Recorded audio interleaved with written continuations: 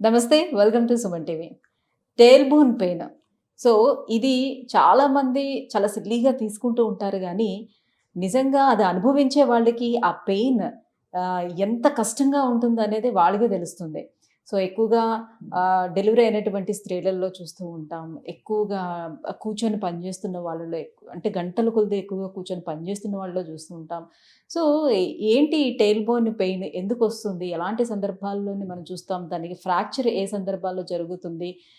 దీనికి ఒకవేళ సర్జరీ గనక చేసినట్లయితే ఎటువంటి కాంప్లికేషన్స్ ఉంటాయి? సర్జరీ లేకుండా ఎలాంటి ట్రీట్మెంట్స్ మనకు అందుబాటులో ఉన్నాయి? సో, ఈ విషయాలన్నీ కూడా మనకు తెలియజేసేందుకే మనతో పాటు ఉన్నారు డాక్టర్ సుధాకర్ గారు, EP on pain management from LB Nagar. Hello sir. నమస్కారం. Sir, tail bone pain. So, చాలామందికి ఆ పెయిన్ వచ్చేటప్పుడు కూడా సాధారణంగా తుంటి దగ్గర పెయిన్ వస్తుందేమో, లేకపోతే నాకు బ్యాక్‌లో పెయిన్ వస్తుందేమో అని అనుకుంటారు కానీ, టెయిల్ బోన్ పెయిన్ అనేది చాలా వరకు ఎవరు కూడా దాన్ని గెస్ చేయలేరు. యెస్. సో, ఏ సందర్భాల్లో మనం ఎక్కువగా చూస్తుంటాము ఈ టెయిల్ బోన్ పెయిన్ అనేది? దానికి ఫ్రాక్చర్ అవ్వడం అనేది ఎలాంటి సందర్భాల్లో చూస్తూ యాహ్! ఉంటాం? సో, టెయిల్ బోన్ పెయిన్ అనేది మా ఓపీలో చాలా కామన్‌గానే చూస్తుంటామండి. సో, ఇదేంటంటే కొద్దిగా కొంతమందికేంటంటే సోషల్ స్టిగ్మా లాగా కూడా ఉంటది. అది చెప్పుకోవడానికి కూడా కొద్దిగా ఆలోచిస్తా ఉంటారు. అది ఎలా ఉంటదంటే మెయిన్‌గా ఎలాంటి వాళ్ళు చూస్తామంటే సడెన్‌గా కాలు జారి చతికిల కింద పడ్డప్పుడు గానీ, మెట్లు దిగుతూ కాలు జారి చతికిల కింద పడ్డప్పుడు కానీ, ఆర్ సైకిల్ హార్డ్ సీట్ మీద కూర్చొని తొక్కుతున్నప్పుడు సడెన్‌గా గుంతలో పడ్డప్పుడు. సో, మన చిట్ట చివరున్న బోన్ అంటే మన వర్టిబ్రల్ కాలమ్ లోపల చిట్ట చివరున్న బోన్‌ని దీన్ని టెయిల్ బోన్ అంటారు. ఆర్ కాక్సిక్స్ అంటుంటాం. దాన్నే టెయిల్ బోన్ పెయిన్ ఆర్ కాక్సిడీనియా అంటాం.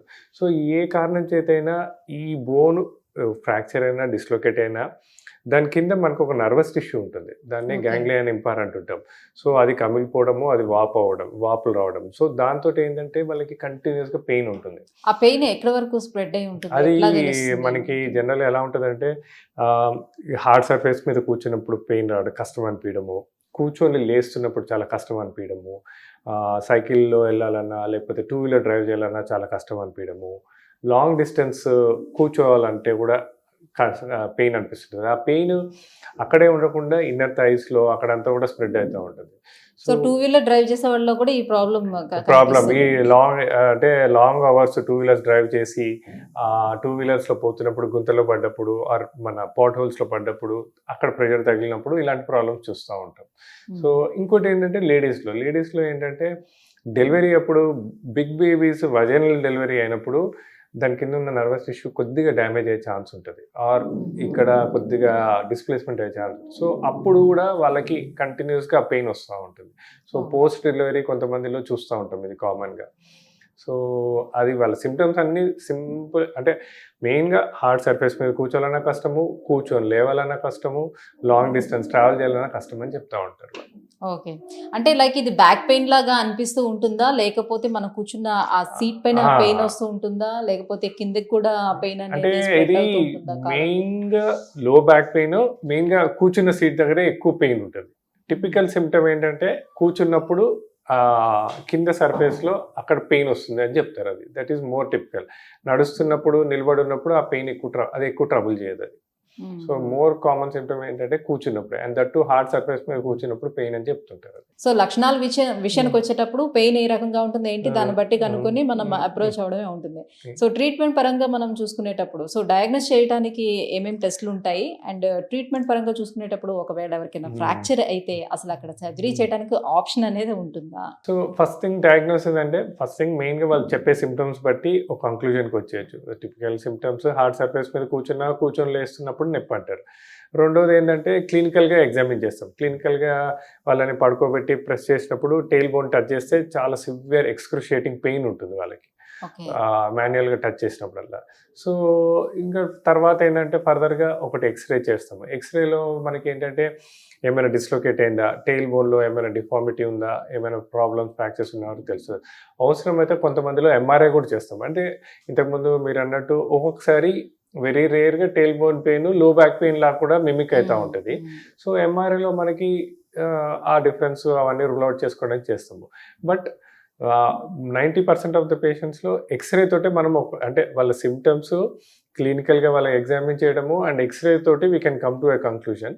వెరీ రేర్లీ ఎంఆర్ఐ అవసరం పడుతుంది. బట్ ఎంఆర్ఐలో కూడా మనం ఒకసారి ఫైనల్ డయాగ్నోసిస్కి వచ్చామనుకోండి, ఒకవేళ ఫ్రాక్చర్స్ ఉన్నా డిస్లొకేషన్స్ ఉన్నా నాన్ సర్జికల్ ఆప్షన్సే బెటర్ వీటికి. ఎందుకు అంటే అక్కడ చాలా స్పింక్టర్స్ అటాచ్ అయి ఉంటుంది. సో ఆపరేషన్ చేయాలన్నా ఆపరేషన్ చేసే డాక్టర్స్ కూడా first thing non surgical interventions అంటే ఆపరేషన్ లేకుండా ఇతర పద్ధతులతోటే ఆ పెయిన్ తగ్గడానికి ప్రయత్నం చేస్తారు. ఎందుకంటే ఆపరేషన్ చేసినప్పుడు అక్కడ ఉన్న స్పింక్టర్స్ అన్ని డిస్లొకేట్ ఛాన్స్ ఉంటుంది. సో ఆ స్పింక్టర్స్ కొద్దిగా అటు ఇటు వెళ్తే మన మోషన్ కంట్రోల్ అనేది ఎఫెక్ట్ అవుతుంది. So operation is the last resort, but it is very rarely done. Operation లేకుండా ప్రయత్నాలతోటి చాలా మటుకు ఆ నొప్పి తగ్గడానికి ప్రయత్నం చేస్తుంటారు. సో వెరాజ్ మన ఈపియాన్ పెయిన్ మేనేజ్మెంట్లో మరి ఎటువంటి ట్రీట్మెంట్ దీనికి అందుబాటులో ఉంది, ఎలా ట్రీట్ చేస్తారు? సో మా ఐపియాన్లో ఏంటంటే ఫస్ట్ ఇలా టెయిల్ బోన్ పెయిన్తో సఫర్ అవుతున్న వాళ్ళని క్లినికల్గా ఎగ్జామిన్ చేసి ఎక్స్రే తోటి ఒక కంక్లూజన్కి వచ్చాక వాళ్ళకి నాన్ సర్జికల్ ఆప్షన్స్లో ఫస్ట్ ఒక simple non steroidal anti inflammatory drugs పెడతాము. పెట్టి ఒక డోనట్ పిల్లో అంటే రౌండ్ షేప్ పిల్లో అండి, మధ్యలో హోల్ ఉంటుంది. సో ఆ డోనట్ పిల్లో అంటే వాళ్ళు ఎక్కడ కూర్చున్నా ఆ డోనట్ పిల్లో యూజ్ చేయమంటారు. ఎందుకంటే వాళ్ళు కూర్చున్నప్పుడు ఆ టెయిల్ బోన్ కింద సర్ఫేస్కి టచ్ అవ్వకుండా ఉంటుంది. సో అట్లా వెదర్ వాళ్ళు బైక్ పైన ట్రావెలింగ్ అయినా, కార్ పైన ట్రావెలింగ్ అయినా, ఆఫీస్లో చైర్లో అయినా, ఇంట్లో అయినా ఆ డోనట్ పిల్లో యూజ్ చేయమంటారు. సో దట్ ఆ టెయిల్ బోన్ కింద సర్ఫేస్కి టచ్ అవ్వనప్పుడు దానికి కొద్ది రెస్ట్ దొరుకుతుంది. ఆ రెస్ట్ దొరకడం వల్ల ఆ ఇన్ఫ్లమేషన్ ఎడిమా అనేది కొద్ది వరకు నాన్ స్టెరాయిడల్ యాంటీ ఇన్ఫ్లమేటరీ డ్రగ్స్తో తగ్గుతుంది. In spite of this home remedies తగ్గని పక్షంలో వాటికి సింపుల్ ఇంజెక్షన్స్ ఉంటాయి. అంటే గ్యాంగ్లియన్ ఇంపార్ బ్లాక్ అంటాం. అంటే మన ఆపరేషన్ థియేటర్లో ఆపరేషన్ లేకుండా ఫ్లోరోస్కోపిక్ గైడెడ్గా ఎక్కడైతే ఈ గ్యాంగ్లియన్ ఇంపార్ ఉంటుందో అక్కడ ఇంజెక్షన్స్ ఇవ్వటం వల్ల ఆ ఇన్ఫ్లమేషన్ ఎడిమా తగ్గుతుంది. దాని తగ్గడంతో నొప్పి కూడా తగ్గుతుంది.